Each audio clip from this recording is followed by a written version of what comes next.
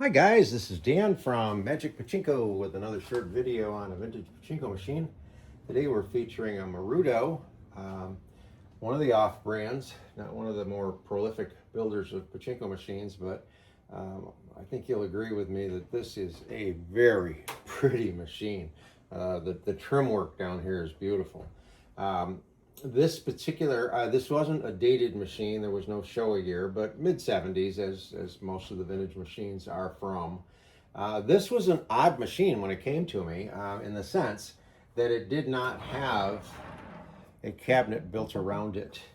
I don't think it ever did. If you notice, there's no hinges on the machine at all. There would normally be a hinge plate here and a hinge plate down here so the machine could swing out. Originally it did have a long piano hinge here. Now I'm not sure if that was part of the design of the machine or if that's something that somebody put on after the fact. Talked to the customer and said I can probably get it into a spare frame that I have. So that's what I did. I'll turn around on the back here. So I reconditioned a frame, and then I just put in these little corner brackets to keep this portion secure here. And then up on the top, it's up here. There's a little strap that goes from the frame itself to the front of the machine to hold it back. So freestanding, you don't swing them out from a freestanding position anyway. So it worked out good. And like I said, it's a very, very pretty machine. The original playfield was not something that had ever been reproduced, so I offered a variety of choices to the customer, and this is the playfield that he and his wife chose. I think it's an excellent choice. It really, really highlights the colors of the playfield and then picks up on the orange and the green, and it's a pretty machine. It really is. Now, let me turn it around here so you can see the back. This is really cool. I mean, this is all cross-hatched in here. Very typical of a Model B style machine.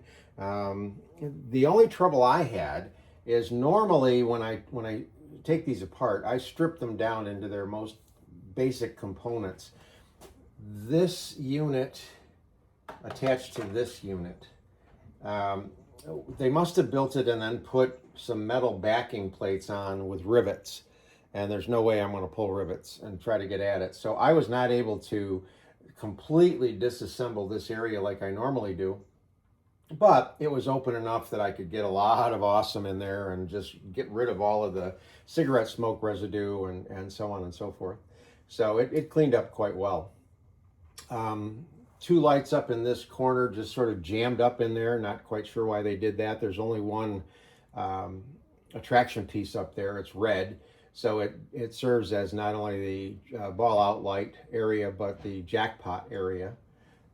So when you get ready to actually play the machine, you're going to take the power supply that comes with it and plug it in and bring it up to the pigtail and plug in the pigtail.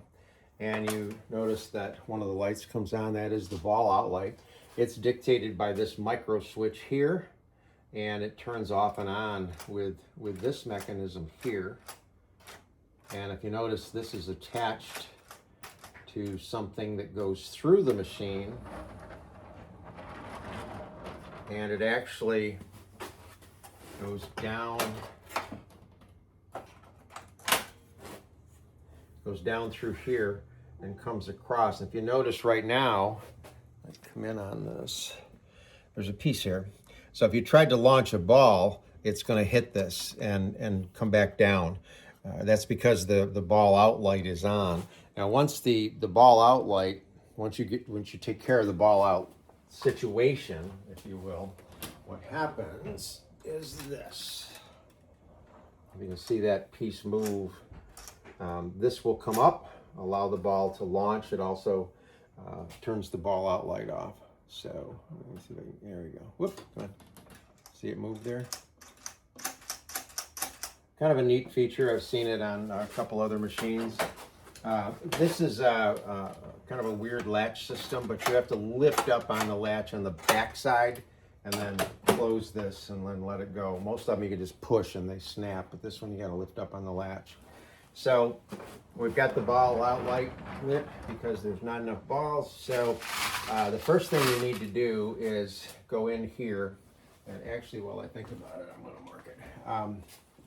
You're going to move this that way. So you're going to pull it like that and it drops down. So you should see this red here when you're okay.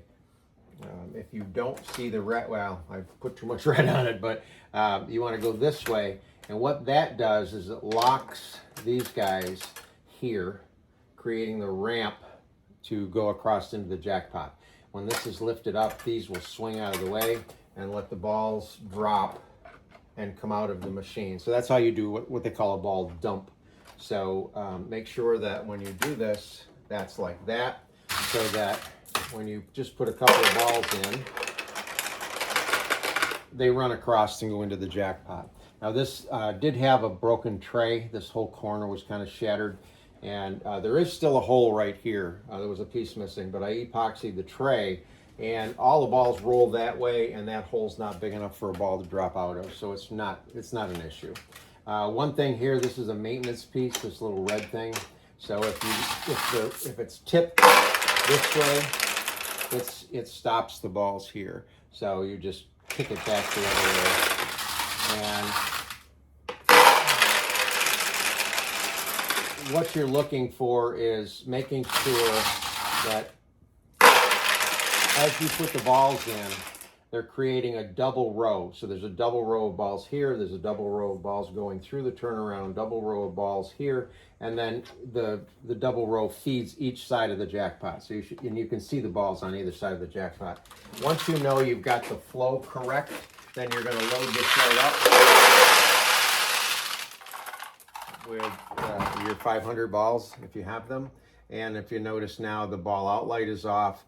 This has been pushed down. It turns the ball outlet off and it lifts this up. So that little thing that was hanging is now up out of the way, so we can launch balls. You will need some sort of, actually, I have one. Hang on. My wife came up with this idea. This is great. She buys her mushrooms from the grocery store. They come in this. This is perfect. Fits right where you need it to be to catch the balls as they drop out of the machine. So anything will do. I'll actually ship this with the machine, but let's swing this back around. Oh, sorry, one more thing. After you make sure it's loaded, you want to make sure your seesaw is set properly. So the seesaw is inside this chamber. You want it to be sitting in the chamber this way rather than this way. So to just double check, you're just going to push up on this little rod right here where the little arrow is, and that will tip the seesaw up. Okay? All right.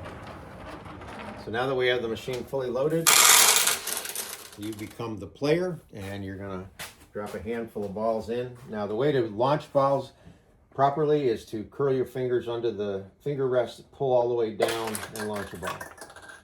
Oh, there you go. I'm pretty good at this. Went into a pay pocket, got the payout of the 14 balls, and the jackpot light came on. Now this particular machine only has one tulip, so it's not the easiest machine to win on. There's a win. But there are quite a few pay pockets. There's 3 up here. There's 4 across the bottom. You have the center attraction. So there's a lot of places where the ball can go. It's just that the only really big target is the tulip, and right now the tulip is closed anyway. Let's launch a few more balls here and see if we can get a couple of wins. There we go. All right. So that's the Marudo. Really pretty machine. Hope you like it.